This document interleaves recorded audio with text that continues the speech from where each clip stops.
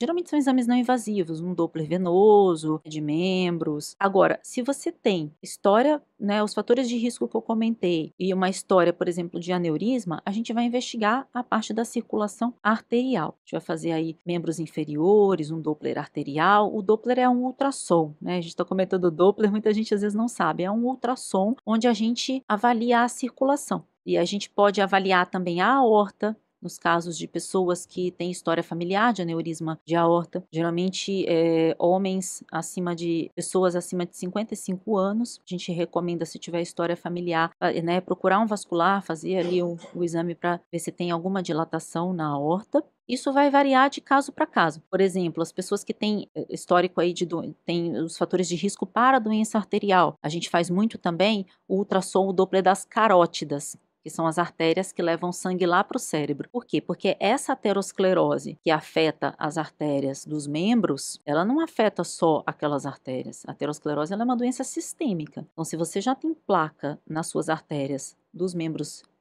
inferiores, pode ser que você tenha nas carótidas, pode ser que você tenha na coronária. E aí aumenta o risco de infarto e de AVC. Então, o Doppler de carótida também é super indicado para a gente avaliar isso, porque uma das causas de AVC é justamente a obstrução das carótidas. Como manter a saúde circulatória em dia, mesmo com a rotina super corrida?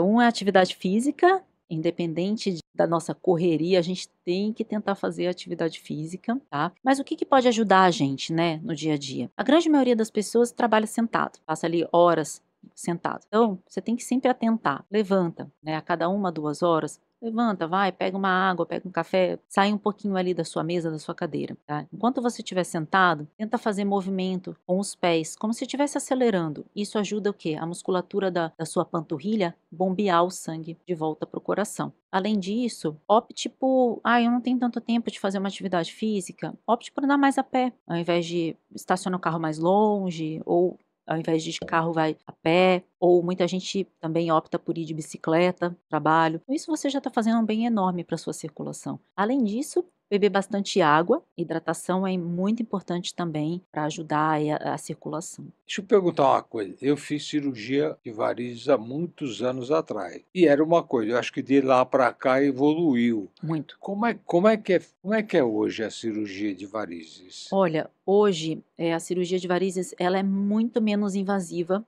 do que era provavelmente quando o senhor fez. A gente usa hoje uma tecnologia que é chamado endolaser, é uma fibra de laser que a gente insere dentro das veias e a gente vem guiado, tudo isso guiado por um aparelho de ultrassom, a gente vai olhando com ultrassom e a gente vai tratando essas veias queimando. Isso a gente pode fazer, inclusive, hoje é o padrão ouro para o tratamento das veias safenas. Na sua cirurgia, o senhor tirou a safena? Tirei, Tirou, né? Fez o tirei, corte na virilha e um cortezinho lá no tirei, tornozelo, tirei né? dos E 2 tira a lados, safena, né? tirei. Hoje a gente não faz mais assim. A gente passa essa fibra desse laser, que a gente chama de endolaser, vai ali até a região da virilha, né, ou até o segmento que a gente precisa tratar da safena e vem queimando. Ou seja, a recuperação é muito mais rápida, né? Você tem muito menos hematoma, menos dor no pós-operatório, menos inchaço. E mesmo quando a gente vai, né, algumas veias a gente opta por fazer aquele cortezinho na veia e tirar com uma agulhinha de crochê, parece uma agulhinha de crochê, né, um ganchinho que a gente fala, e a gente tira aquelas varizes. Mesmo nesses casos, a gente faz, hoje é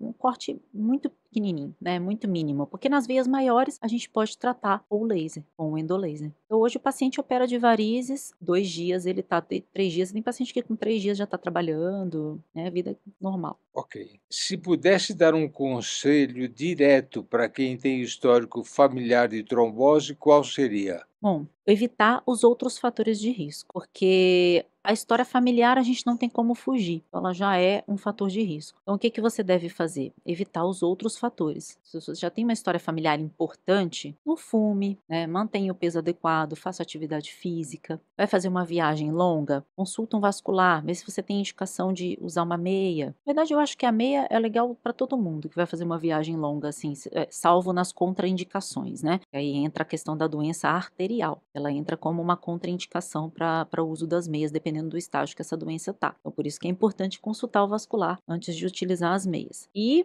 tudo que você puder evitar que aumente o seu risco de ter trombose, você deve evitar. Essa história familiar também é sempre importante a gente entender como é essa história familiar. Porque se você tem, meu avô teve uma trombose com 90 anos, ele quebrou o fêmur e foi fazer uma cirurgia. Não, isso não é história familiar, Ah, entendeu? é. Agora, meu pai teve uma trombose com 30 anos, que ele foi fazer uma viagem e deu uma trombose. Quer dizer, aí a gente já pode pensar que pode ter mais alguma coisa. Além do meu pai, o irmão dele também teve uma trombose, né? E o pai dele também. Então, aí você tem uma história familiar muito mais importante, né? Que pesa muito mais. Aí você pode ter um fator hereditário, né? Existem algumas condições que nós chamamos de trombofilias hereditárias. São fatores que nós temos no sangue, mutações genéticas que podem favorecer a formação de trombos. Aí, nesse caso, a gente pensa um pouco mais, que é uma história familiar importante. Muito bem. Quais são os malefícios do tabagismo para a circulação?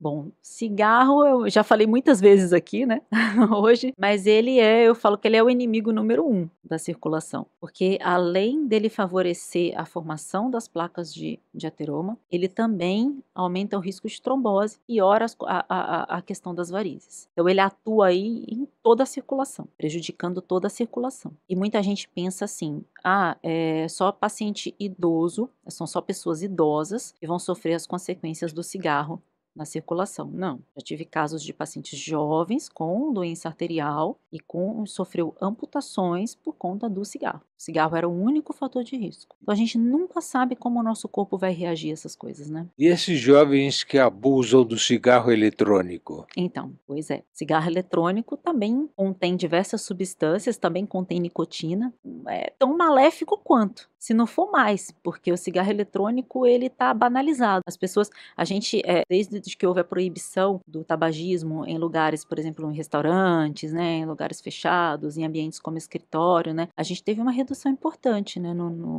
as pessoas que fumam, até na carga tabágica, né, da pessoa que é tabagista. Mas aí veio o cigarro eletrônico, né?